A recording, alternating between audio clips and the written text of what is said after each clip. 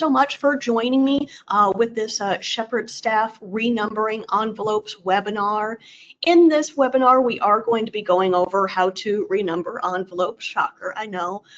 It is kind of covered in our year-end sort of webinars, and those are still scheduled, you know, at the beginning of like the Advent season. But since renumbering envelopes can technically be done at any time of the year, and Advent season is already pretty busy, we just thought that we would have this little webinar to kind of show you just this specific process, answer all questions relating to envelopes and envelope numbers as needed, and so that you know, people can get started just as they need, or if they don't need to, they know that it's an optional sort of year-end process as needed from there. So without further ado, let me just introduce myself here. My name is Taylor Brown. I am a software support technician here at Concordia Technology Solutions. Been here about 6 years now, and I've been really enjoying talking to church folk like yourself, just answering just all of the different troubleshooting questions, you know, listening about your day, how we can best help. It's definitely been a blessing. And so in addition with like these different webinars that hopefully are helpful as well, just to let you know, all phones and microphones have been muted just so that everybody can hear me. And if you do have a question, whether it's envelope or non-envelope related, you can go into the question answer section in the webinar window here and just ask a question. I might not be able to answer it immediately, but I do have my manager, Rod Kiles, here. He'll just kind of be hanging out and answering questions as needed. And anything that he doesn't get to, no worries. We're going to take as much time as needed after this, just so that everybody gets their questions answered. And if maybe we just need to make a more personal phone call to you. So with that in mind, just as a quick little overview of things, we're going to be going over just a slide class agenda here, where we're going to outline and discuss just the various key points of envelope numbers in Shepherd Staff, as well as the actual renumbering process.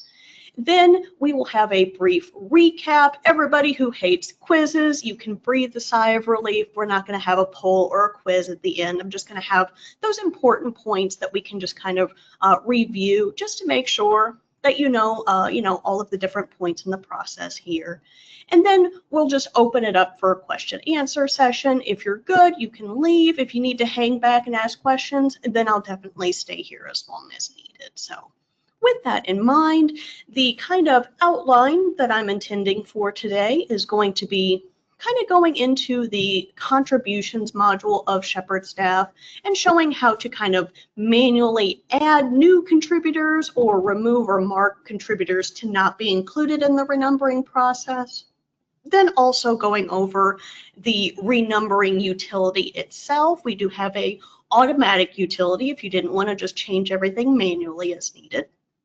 And then we also have the ability to generate lists and labels after the renumbering process, maybe not applying it, but you could generate lists ahead of time so that you have what the upcoming numbers are going to be. And then we're also going to talk about the actual utility that moves all of those numbers over so that you can start using next year's envelope numbers instead. So with that in mind, let's just go ahead and get started here. And we are going to be using the most recent version of Shepherd Staff right now as of today. That is the 9.2.1 update here.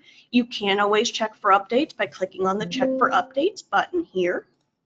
When I log in here, I'm going to use just the default password here to open things up. Helps if it's actually on the right screen. And then where we're going to be focusing all of our energy today is going to be in our contributions module right here. It's this little purple icon up here. Clicking on here, this is everything offering related. So with membership, you have all of your person records in there, and then in contributions, this is kind of where we pull some of that information in here to kind of connect people to offerings. And the place that we do that is going to be underneath this giving tab that we have right here. And then we have a section called contributors. Now, contributors are all of your givers, past and present. So it's going to have all that historical data in there as well. And for these contributors, these are going to be for any giver that is going to be giving multiple times and is going to need a statement generated for them. We do have one exception, and that is if they are like a one-time giver. So if it is maybe an Easter or a Christmas visitor that just wants to give one big donation at the end of the year or in the middle of the year, and just have that be attributed to a statement.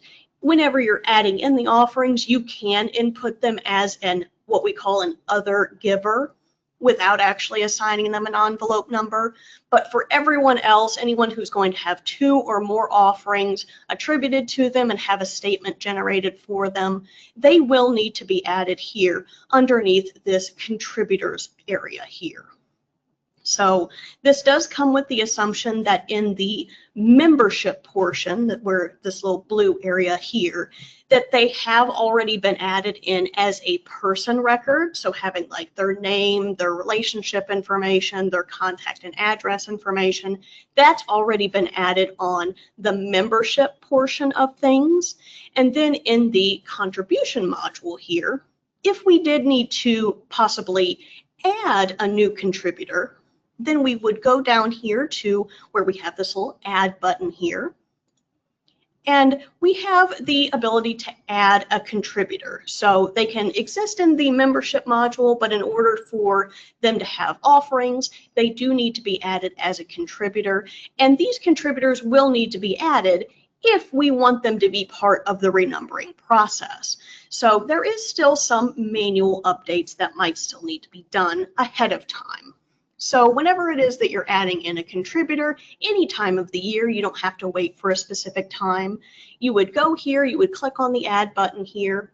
You can choose what envelope number it is that you're interested in. If you wanted to go to like maybe the next available number or the next highest number, if you're going to give them like a really big number, you can use these little shortcuts here. But I'll just go ahead and stick with the 101 option that we have here. And you'll also notice that we have 2 distinct fields. We have the current envelope, which is what you're going to be using as of right now. Whenever you're entering in offerings, that is going to be the envelope number attached to that person or persons. And then we have this upcoming envelope, which is just kind of sitting in the wings right now. This can be kind of updated whenever it is that you want. And this is kind of what that renumbering process is going to take advantage of. But once we have those 2 fields for this new character here, we'll go over here to the contributors list here. If we want to show removed people who might have transferred out, but you still want to add in an offering, you can check this box here. But otherwise, just using this drop-down menu, you can just hunt and find the contributor that you want to add in here. So again, they will have to be added on the members portion. So if you don't see the contributor you're looking for here, it could be that they haven't been added on the members portion, or possibly they already have an envelope number, so you could hunt for them as well. But in this example, I'll go ahead and add Samira here. And then I also have the option to add a joint contributor. So if you added a family, you could add in someone else who shares that same household. It doesn't have to be a married couple, but typically it is. So here we have her husband, Daniel. So I want both Samira and Daniel to be part of this envelope number, so I'll add him as well.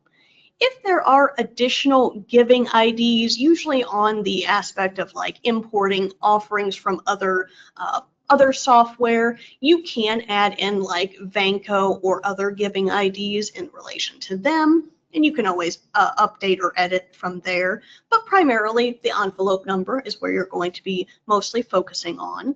You can choose your statement method or a custom name for statements, like if instead of Samira and Daniel, I wanted to put Sam and Dan Bird, then I could put that in there if that's what they prefer for their statements, but I'll go ahead and just leave that blank for right now. And then we have these 2 different checkboxes.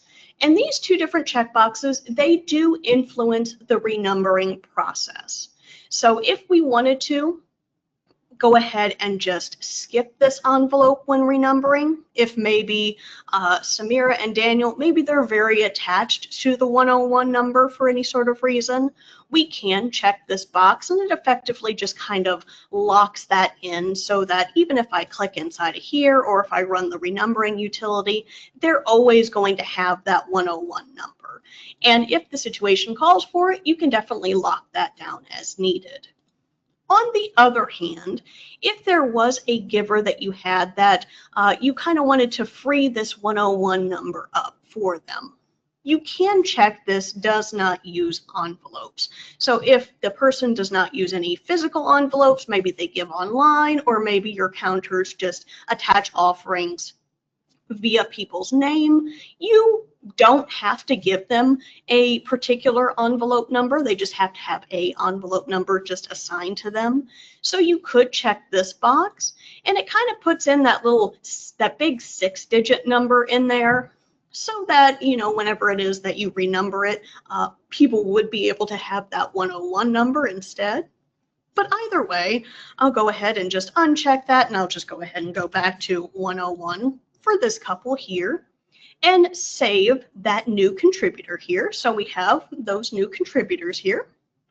And in addition to that, you might choose to remove or edit some situations relating to their envelope numbers. This can include those who are maybe removed or deceased, where you kind of want to free up those numbers as needed. And when you're looking at the contributors area here, these filters can definitely come in handy, where if you're looking for particular people who maybe have a removed person for any sort of reason. So if maybe we had Dennis Haywood, maybe he was transferred out, he doesn't need his number anymore, we can update this so that we can mark him as not using physical envelopes anymore. He's transferred out, so he's not going to be using that anytime soon. So we're kind of freeing up that 126 number for the upcoming envelope right here. If you wanted to, you can copy and paste and replace the current envelope as well. If you want to remove it entirely and free up the 126 immediately, you have that option. You don't have to. But if maybe he still has some offerings still being brought in, and you wanted to add in using his existing envelope number, we can just stick with his current envelope for right now and just mark him as not having physical envelopes. He can have this large 6-digit number in the next year. We can update things along those lines. And then also, if you did have someone who maybe has passed away, you also have, in addition to remove person, you can find those who have deceased people as well. If you wanted to update people's information relating to like John Presley that we have here, we can edit him. If he's already passed away, we can mark him as not having physical envelopes as well to kind of free up that 153 number. And you can make these manual changes throughout the year. You don't have to wait for a particular time period so that you can just kind of free up those envelope numbers when it comes time to run the renumbering or the renumbering utility. In addition to kind of updating those things manually, if you do notice, like when you're operating in your list of contributors, like we can see here with the birds are before the Baxters and the Beltons. You can kind of see here that they're not quite in alphabetical order. Another option, if you are choosing to, use the renumbering utility to kind of consolidate or maybe reorder things as needed. Like if I click on here and order things alphabetically, we can see the Abbotts have 182, and then the Baxter has 102, and then we have 173 here. If you kind of wanted to reorder them, then renumbering can definitely be helpful. but it is not required. It is an optional process. If you are fine with the Abbotts having 182 and Sally Baxter having 102, if your counters are fine with it, or if you don't need to generate envelope numbers, then you do not have to renumber them every year or at all if that is just not a situation that you need to do. So I just kind of want to reiterate that it's not a requirement in order to move to the new year that you have to do all of these renumbering processes. It's just to make things like generating labels and lists, making things easier for data entry folk, just so that you can have just everything nice and concise from there. In addition to just kind of manually editing things here and there, so long as you are marking some of them as not using physical envelopes, which does have a filter here, so you can always see those who are not using those physical envelopes, as well as those who want to be excluded from renumbering here, like we have here with Ruth Morgan. She just really likes that number 143. It's my favorite number here. So maybe she just wants to keep that number for her envelopes, and so she has been marked to be skipped here. Once you have made all of those edits, all of the contributors have been added, those that you want to exclude or otherwise just have just a large number so you free up the physical envelopes. Once you have all of these manual updates finished, then you are ready to run the renumbering utility. And from there, that is located in this Tools and Settings area right here.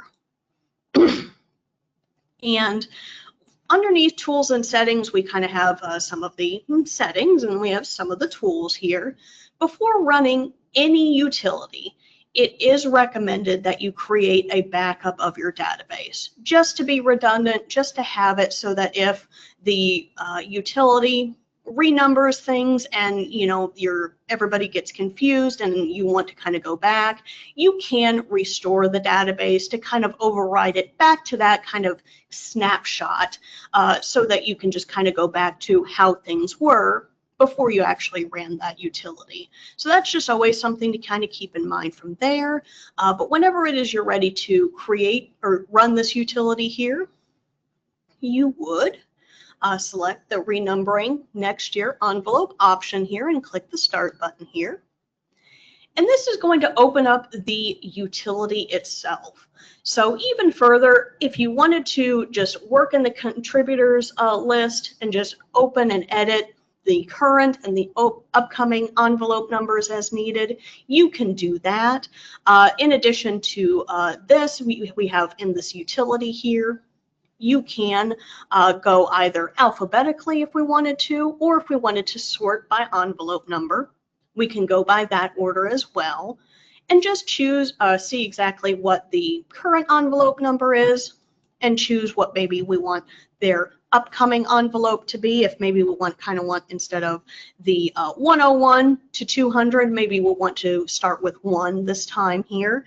So I could choose the 1 option here and press the Enter key to move on to the next envelope as needed from there. So I could press 2, press Enter, and just continually go on as needed.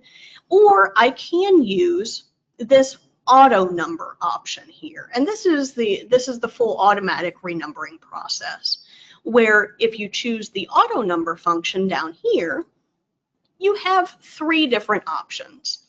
The first option would be you're going to use the current year envelopes for the upcoming envelope numbers.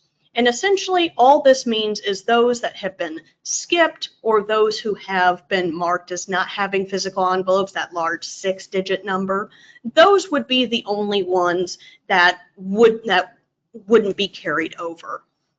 So if it was the Troy and Kira Belton, if we want them to have 103, they have the 103. The removed folks that we gave that 6-digit number for, they would be the only ones affected essentially, and would just free up those numbers for the upcoming year. Conversely, these other 2 options will essentially just make them into a particular order and then just assign them upcoming numbers incrementally.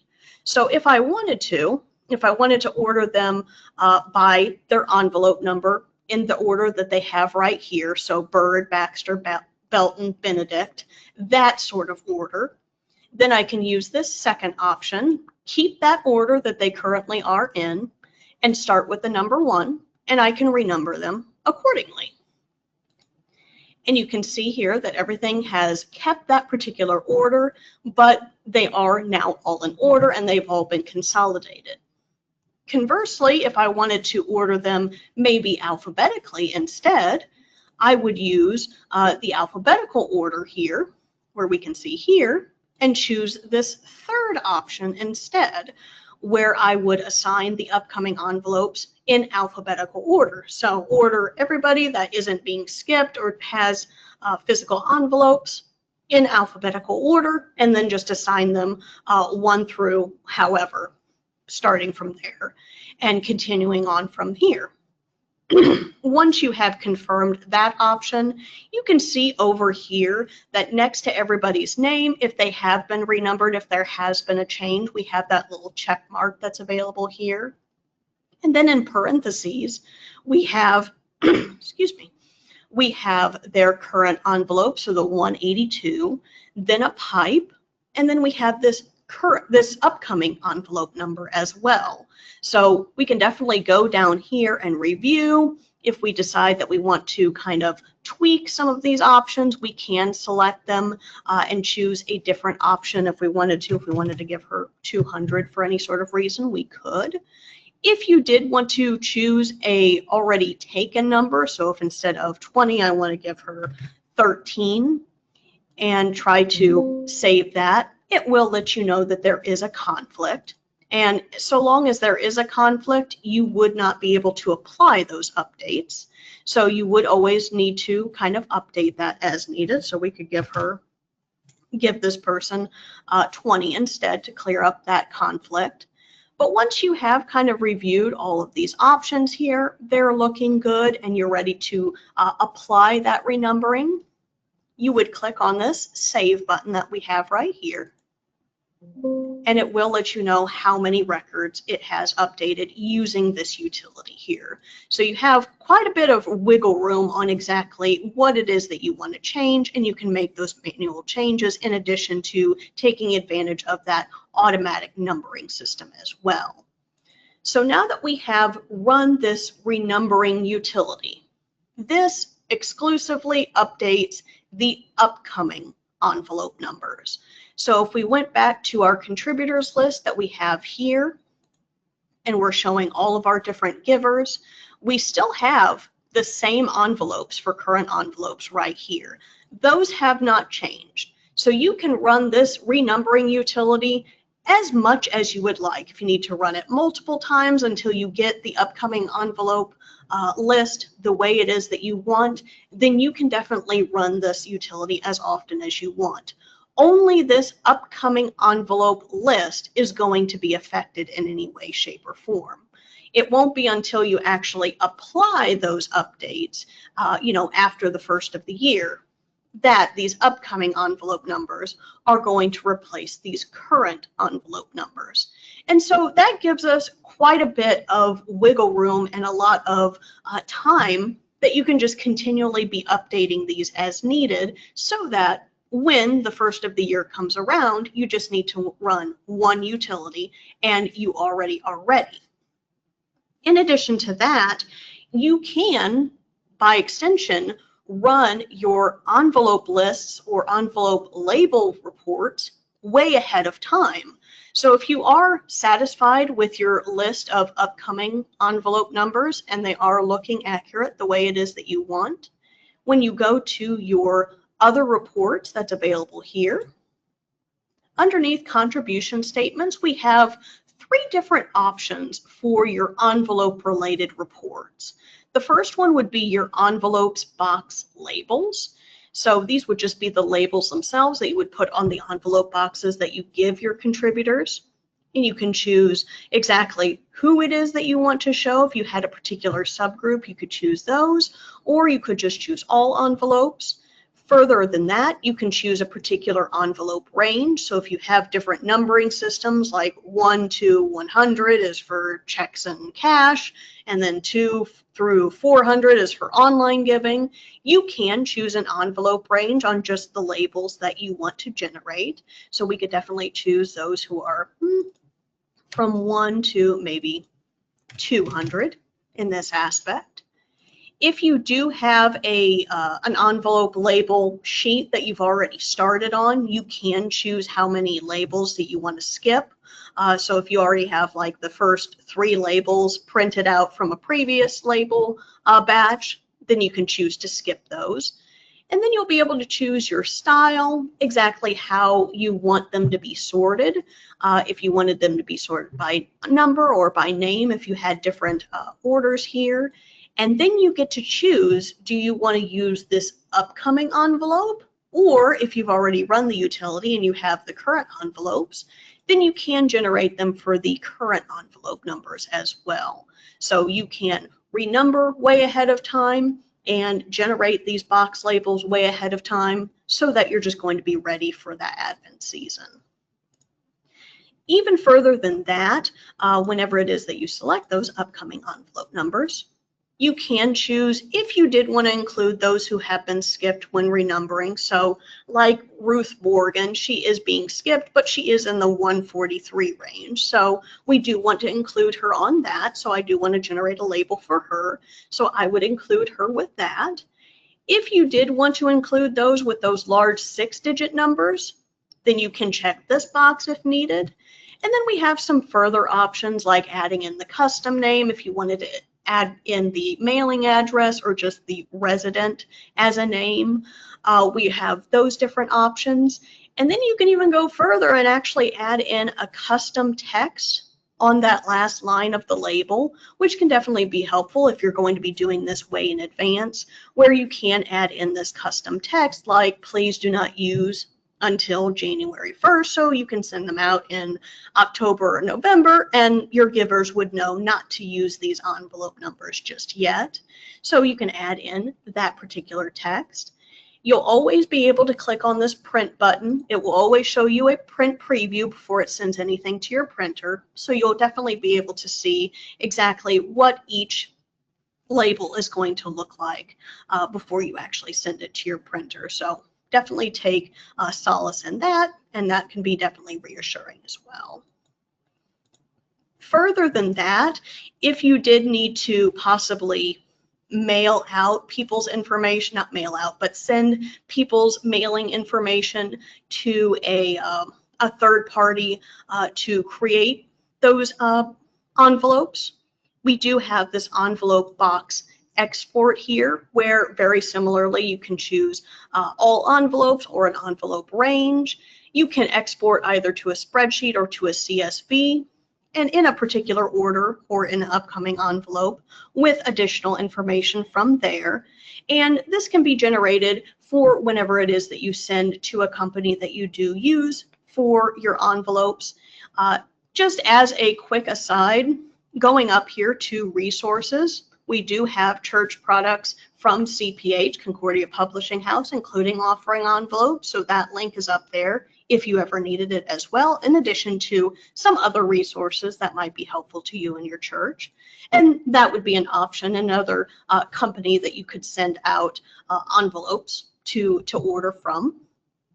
And then last but not least, we do have our envelope reference area so that you can generate a list of all of your references, whether it's going to be name and number or number and name, to help kind of your offering counters to kind of show that cross-reference option, so that they always have that list if they needed to add in a offering by name, or if they needed to kind of line it up by number, they have that list as well.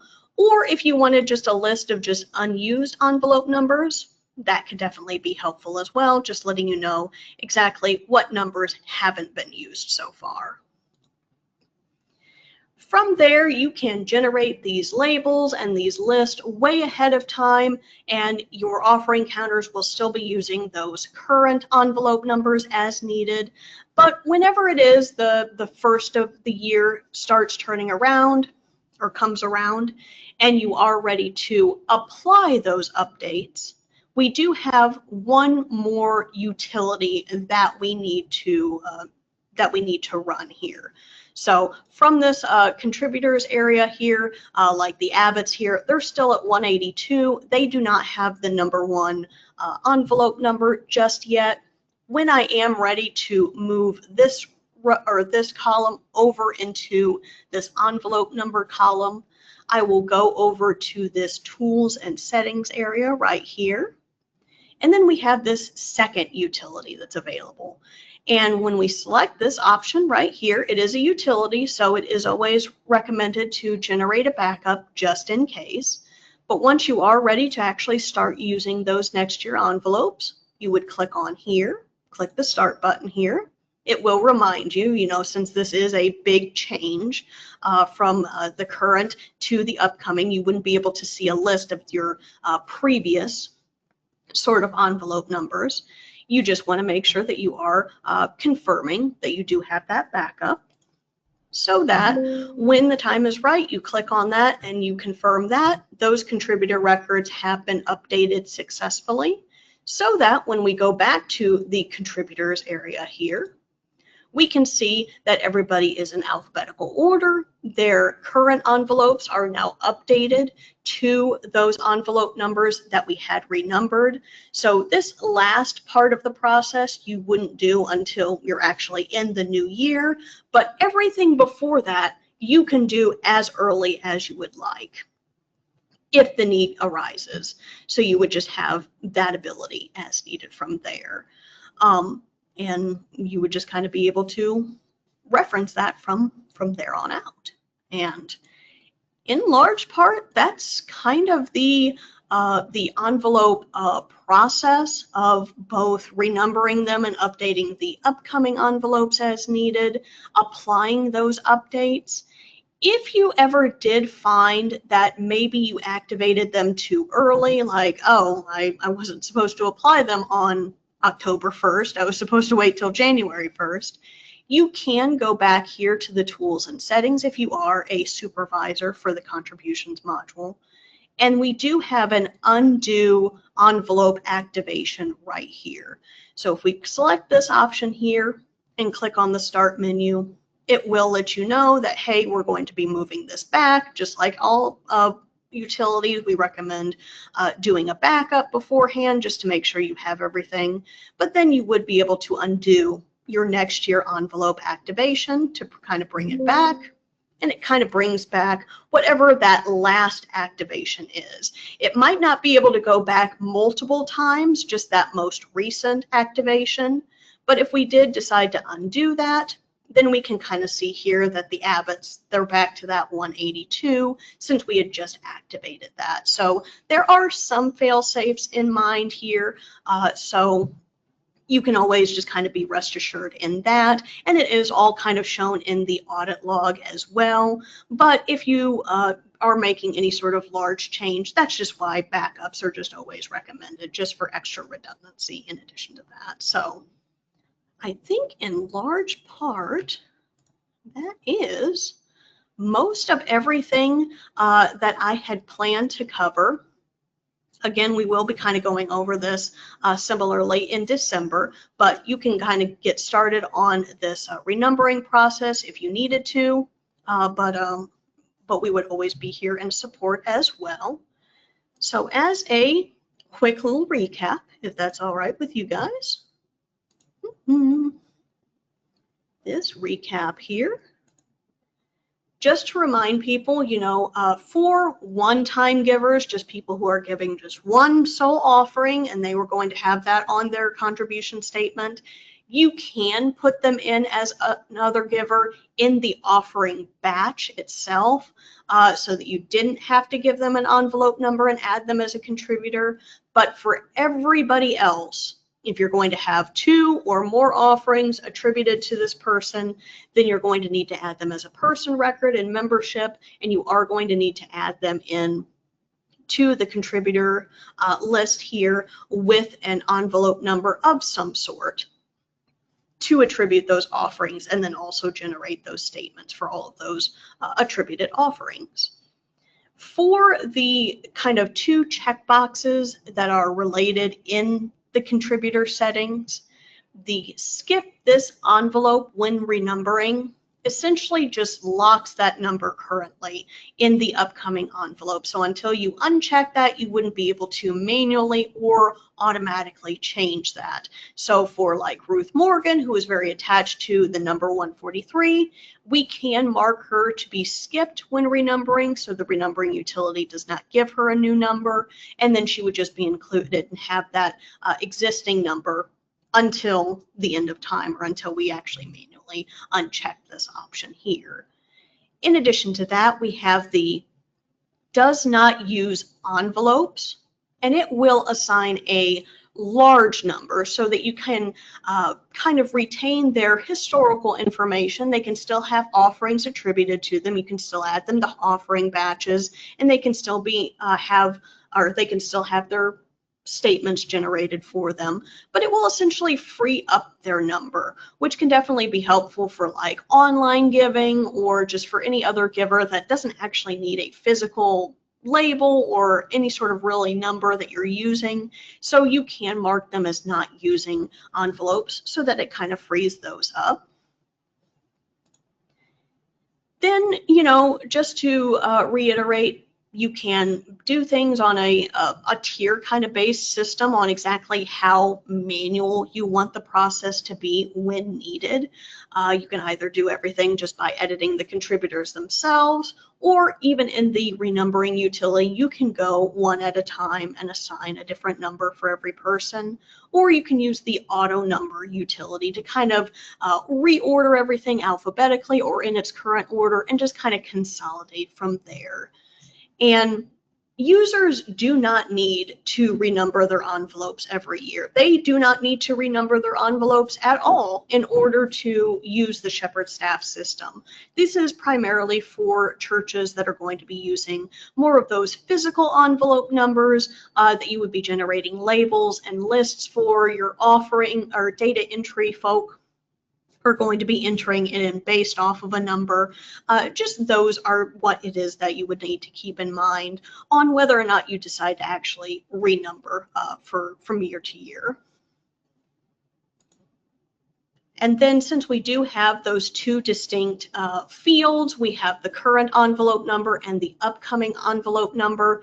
They will not replace the upcoming envelopes will not replace the current envelopes until you run that very last utility, the start using next year's envelopes, which you would typically run at the beginning of the year when you're ready to start entering in offering batches under those new envelope numbers. And if you do find that you activated them just a little too early, it can be undone by running the undo envelope activation utility from there, and it will just undo that latest activation from there as well. So from there, I think that is everything I can think of, and so I'm just going to open it up for questions. Anybody who does not have questions, you are free to leave. Thank you for spending some time with me.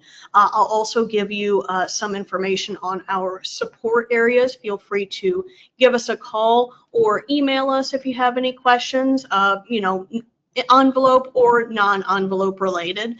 We're always happy to help, so definitely feel free to reach us on that. I'm going to go ahead and stop the recording and just address a few of these different questions. And I just hope you guys just have a lovely rest of your day. All right then, so let's see here.